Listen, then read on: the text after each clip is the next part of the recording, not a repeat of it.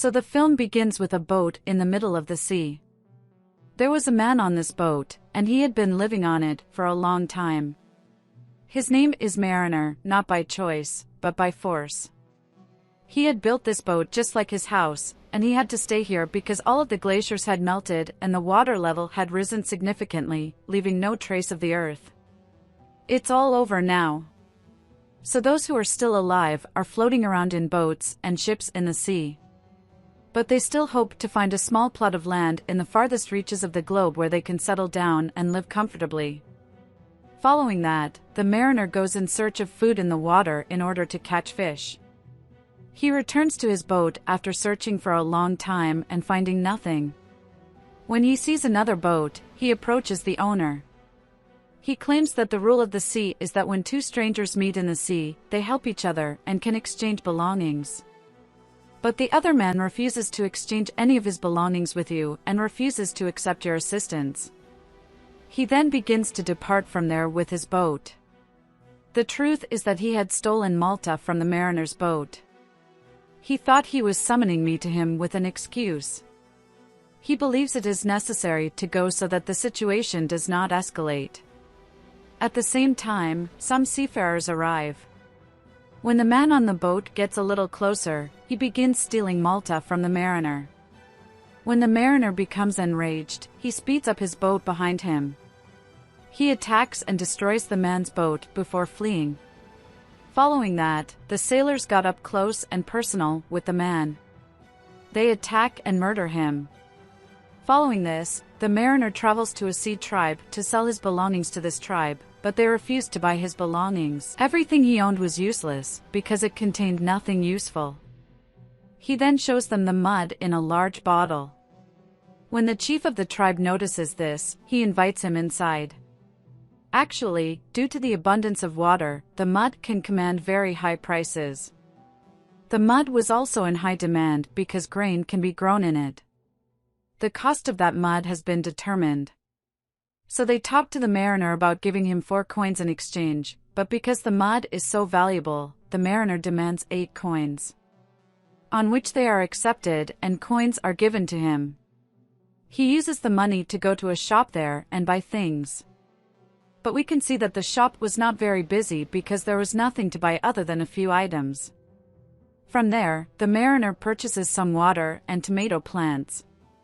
Because there was a water shortage and the seawater could not be drunk, he gives half of his money to the shop owner. His name was Helen.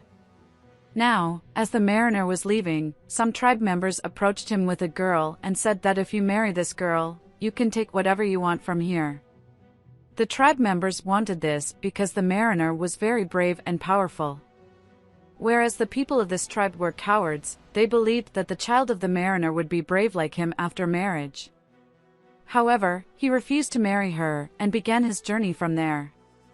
Which leads the tribespeople to believe that the mariner is not a human but a water fairy because he has been wandering alone in his boat for so long, and today, if given the opportunity to marry, he refuses.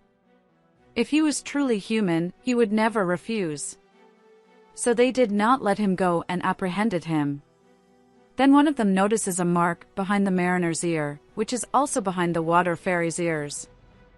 He is terrified when he sees it and throws it into the water. They then take it out of the water and place it in a cage. They are now considering drowning him in the water and killing him. Because after killing any human, they used his body as manure. And after murdering the mariner, they plan to do the same to his body. But, before they can do so, some sea robbers attack their tribe, causing everyone to scatter. He was no ordinary robber, but he was extremely dangerous and wealthy, thanks to his large and expensive weapons. Aside from that, there were some flying ships that no one had at the time. They constantly fired bullets at the tribe with their weapons, causing the tribe to suffer. There was smoke, everything was broken, and the entire tribe was completely destroyed. Then, when the owner of the shop sees the mariner drowning, she approaches him and says, "I can save you, but you must take me on your boat." Helen immediately breaks the cage's lock and takes him out, to which he agrees. He then takes Helen and her daughter on his boat. Now we learn that Helen's daughter has a tattoo on her waist that is a map of an island. And this is where there is plenty of land for these people to settle. We learn here that the mariner is actually a water fairy. That is why he can breathe underwater. He tells Helen that one of you or your daughter will have to die because there isn't enough water to go around. And if one of you dies, all three of us will perish from thirst. Helen becomes concerned upon hearing this, but she persuades the mariner to keep herself and her daughter alive.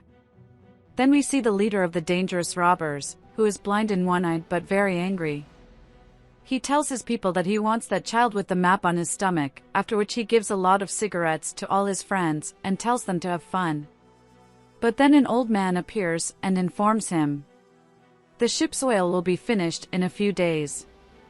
The leader becomes enraged upon hearing this. Now we learn that he is a little insane as well as blind because he did what his heart desired.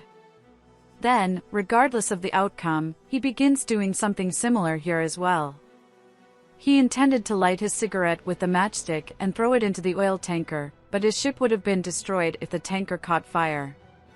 To prevent the ship from being destroyed, a man grabs the matchstick and extinguishes it. Following that, the leader dispatches his army to apprehend the tattooed girl.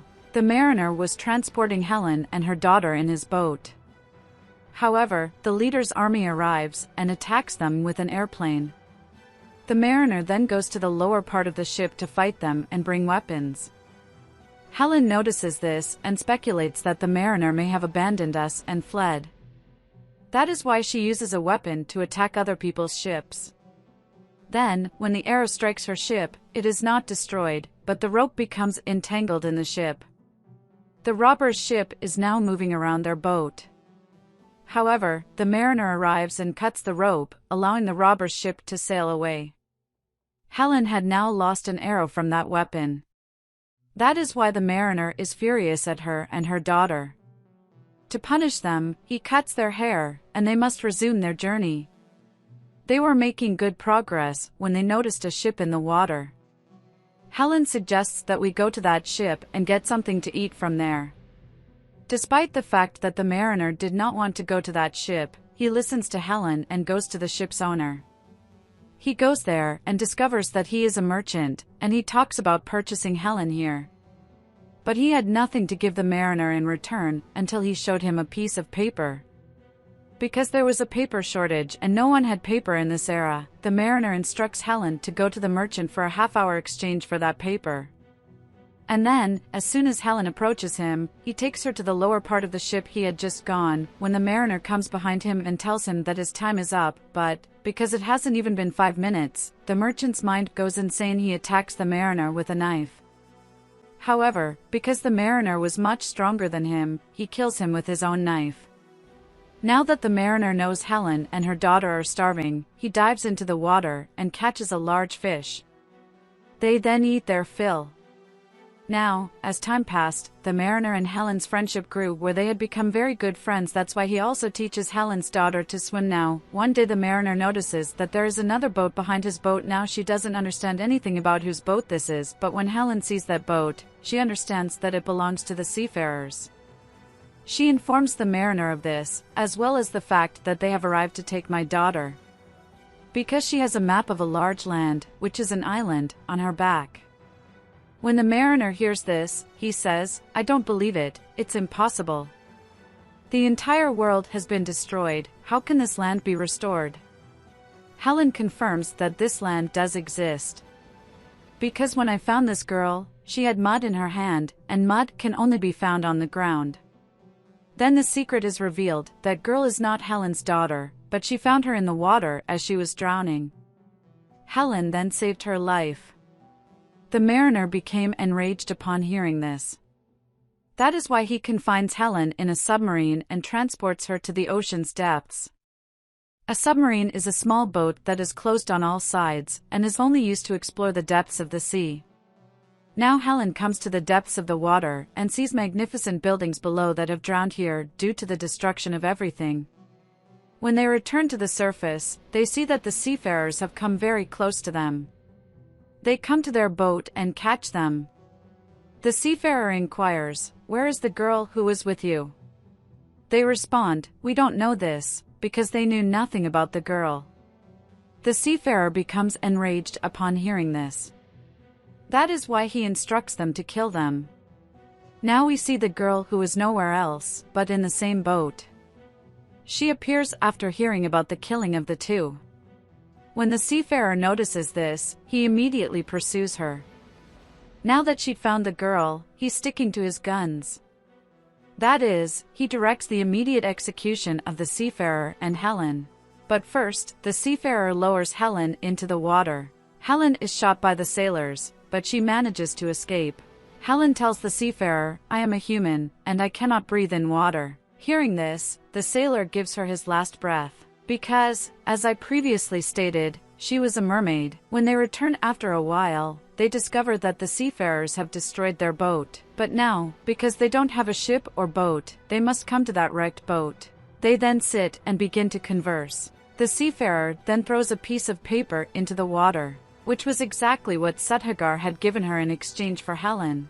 This paper also included a picture of the land. When he sees it, he realizes that there is still a part of the land where there is mud and life can exist. But the map to that location is with that girl, not with anyone else. That is, her stomach tattoo.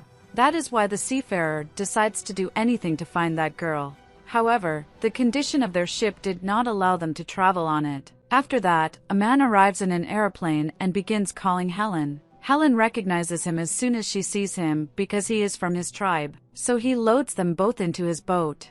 He then goes out to find the robbers. After a long search, the seafarer discovers the robber's ship, where he sneakily boards that ship. Then he goes in front of the chief and says, "Hand over that girl to us," but she clearly refuses. Now, after hearing these cars, the mariner places the bomb he brought with him in the oil tanker, causing a large explosion and killing many robbers. After this, the mariner begins looking for the girl, but the chief takes the girl and sits in an airplane and begins flying away. But before he can take the girl from there, the mariner only attacks with his own hand and stops the ship, causing his ship to be destroyed. Then the man in the oil tanker and Helen arrive, and with their assistance, the mariner and the girl are rescued. Then they notice a large explosion in the robber's ship. As a result, all of the remaining robbers are also killed. However, we see that the chief of the robbers is still alive. Who kills the mariner? Now, the bullet does not hit the mariner, but the girl falls from the well in a hurry.